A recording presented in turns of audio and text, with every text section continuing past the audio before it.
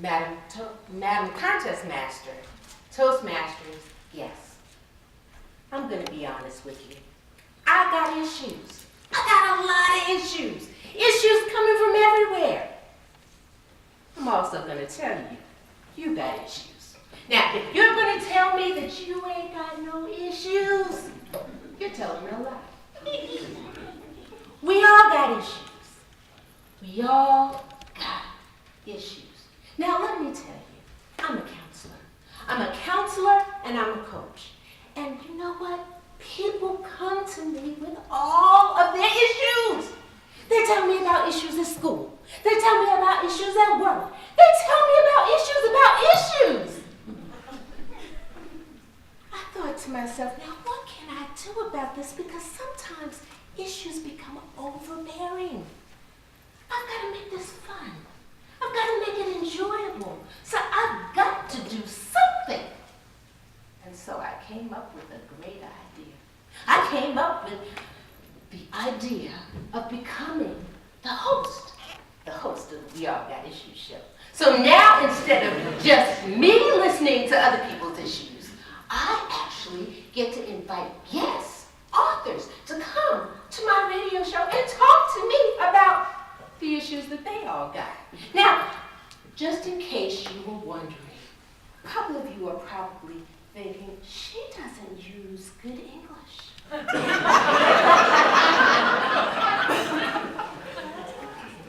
That's your issue.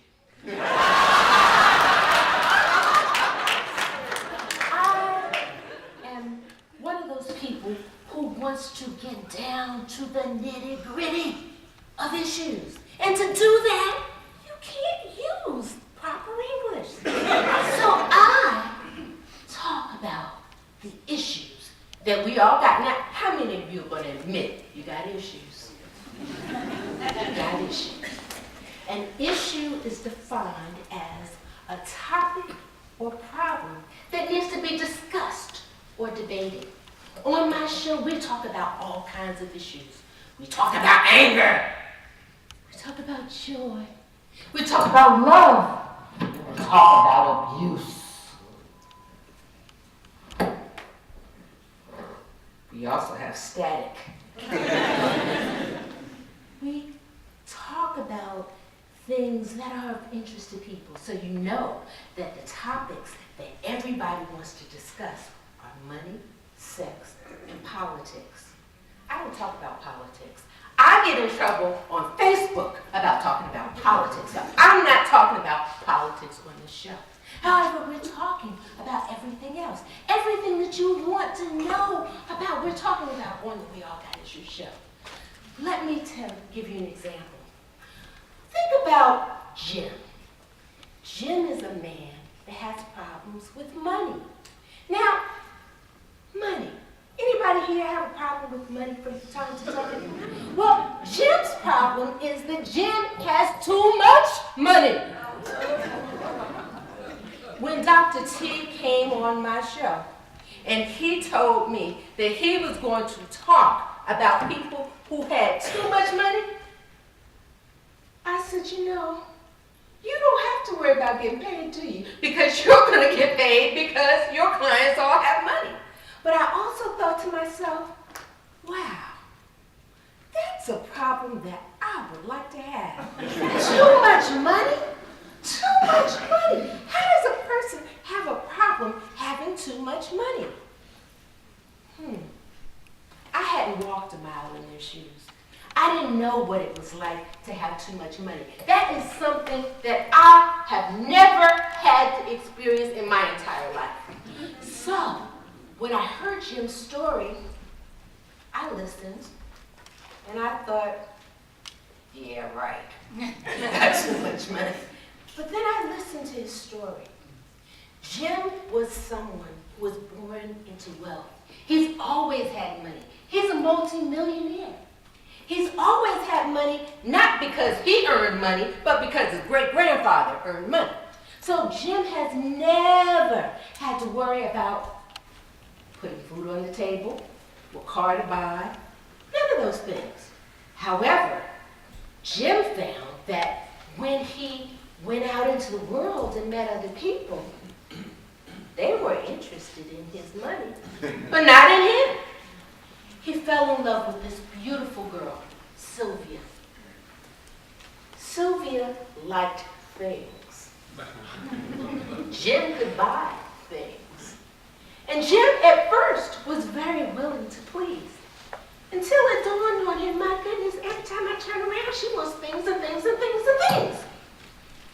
He decided, you know what, this isn't going to work. She's not interested in me. She's interested in the things. Jim has found that he has these problems all of the time. Everybody's interested in his things. So he came up with a proper solution in terms of how to take the emphasis off of money. He now drives a hoopty, my car. I want to tell you now the story of someone who shared with us her story of joy. She has a book called Full Plate, No Fork. Now you must be wondering, full plate, no fork, what's that about? What does that mean? How many of you are overwhelmed with life? You got so many things you got to do all of the time that you feel like you don't have enough time to do it. You don't have enough energy. You don't have a fork to eat with that full plate. You got me? You understand what I'm saying? The author, Darla Arnie, she talks about wonderful things. She gives people inspirational information about how they can make their lives better. She tells them all the things that they want to hear.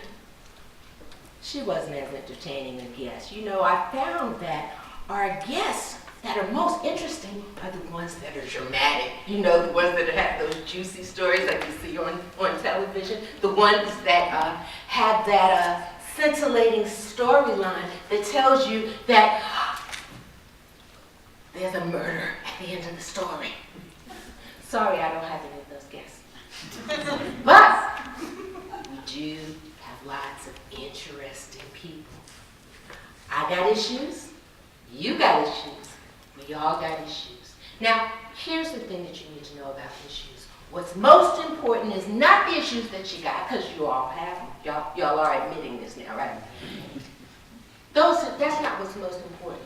What is most important is that you are striving to do better, that you're striving to improve your life, that you're living as joyful a life as possible. And what is most important is my motto, and that is think possibilities. Think possibilities. Now,